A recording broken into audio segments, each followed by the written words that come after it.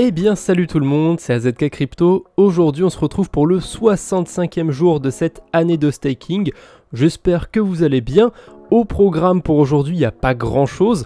Et en plus, je réenregistre cette vidéo parce que j'avais commencé à l'enregistrer mais ça m'a pas plu. Donc c'est pas grave, j'avais eu le temps de faire une manip.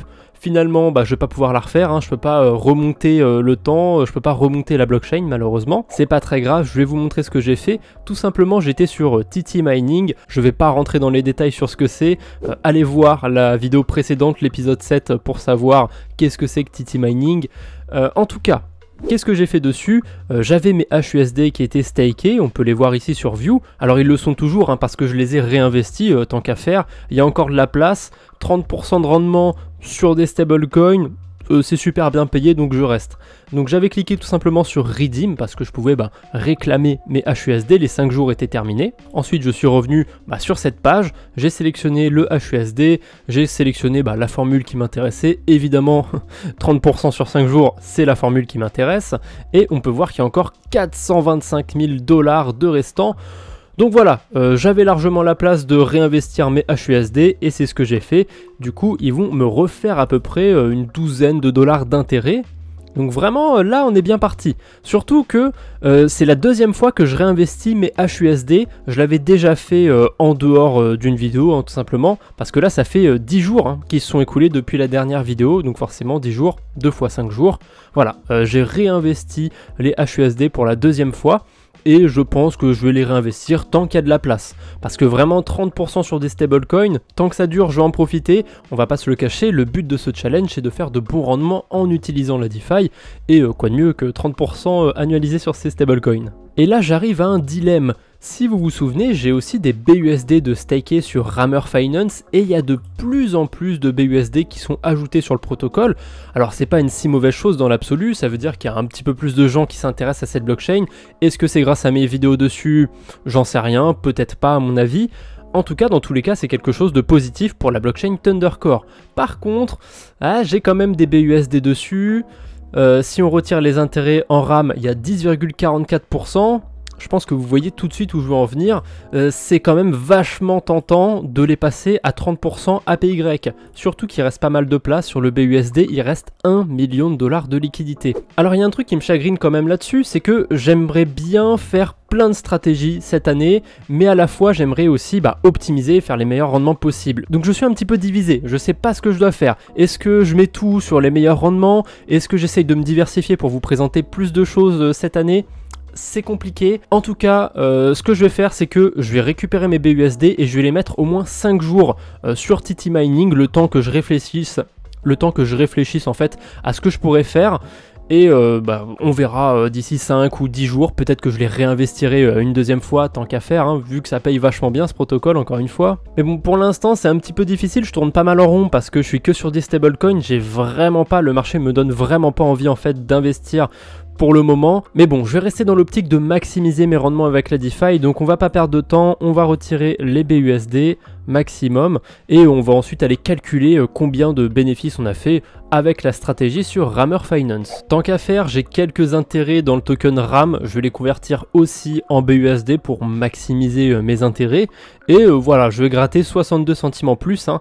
C'est pas une super somme non plus, hein, 62 centimes, on va pas aller très loin avec ça, mais je vais vraiment pas cracher dessus, je suis content de pouvoir rajouter 62 centimes à mes gains. Évidemment, pour échanger mes RAM en BUSD, je suis sur TT Swap, hein, c'est le DEX de la blockchain Thundercore.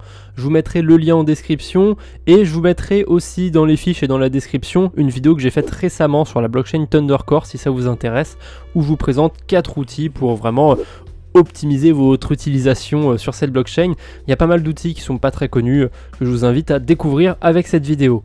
Bref, trêve de blabla, on va cliquer sur le bouton swap et on va échanger ces RAM en BUSD. Tant que je suis sur mon tableur, je viens de me rendre compte, il y a un truc que j'avais oublié de vous montrer par rapport à TT Mining V5, c'est tout simplement les intérêts que j'ai fait. Je les ai recalculés pour vous, hein. Donc j'avais déposé à peu près 2985 HUSD, maintenant j'en ai 2997 qui sont stakés.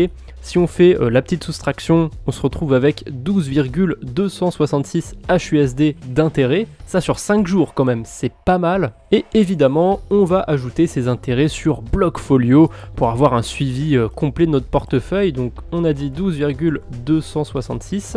Donc vers mon portefeuille et depuis une source externe, paf. Je reviens du coup sur le tableur, je viens de calculer mes intérêts sur les BUSD et je me retrouve du coup avec un peu plus de 9 $ d'intérêt et je vais aussi les ajouter sur Blockfolio.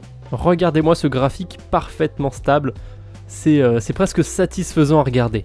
Bon allez là, tic-tac, le temps c'est de l'argent, chaque minute qui passe c'est un BUSD qui n'a pas été staké, donc je vais vite envoyer mes BUSD sur mon wallet Thundercore Hub pour aller les staker au même endroit que mes HUSD, parce qu'on l'a dit, aujourd'hui on va essayer de maximiser les profits. Tiens, tant qu'à faire, j'ai des petits intérêts en Thunder Token ici, on va aller les réclamer, peut-être qu'on va avoir un Thunder Token bonus.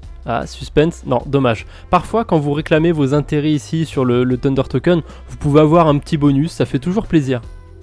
Allez, fixed, BUSD, on choisit les 30 jours, on met le maximum. Je devrais gagner à peu près 4 $ sur seulement 5 jours, donc c'est vraiment pas mal. Approuve.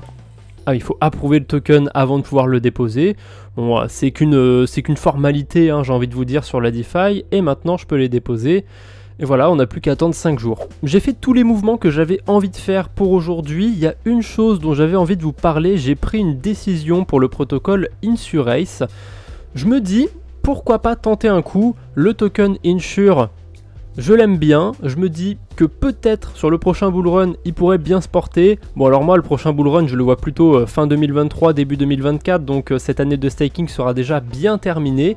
Mais on sait jamais. Peut-être que je peux avoir une surprise sur 2022. Et du coup, j'ai pris la décision de mon côté de garder les insures que je vais faire en intérêt. Je vais pas les revendre contre du stablecoin. Je vais les garder tous comme ça en insure. Et je vais potentiellement aller les staker pour qu'ils me fassent encore plus d'intérêt sur l'année. Voilà, c'est le nouveau plan pour les insures. Au début, je voulais les vendre. Maintenant, finalement, je pense que je vais les garder.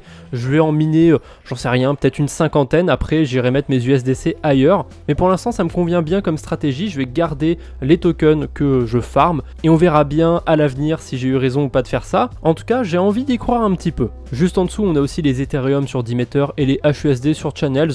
Je compte pas les bouger. C'est des sommes tellement faibles qu'il n'y a pas trop d'intérêt en fait à les déposer sur un protocole qui proposerait un petit peu plus d'intérêt.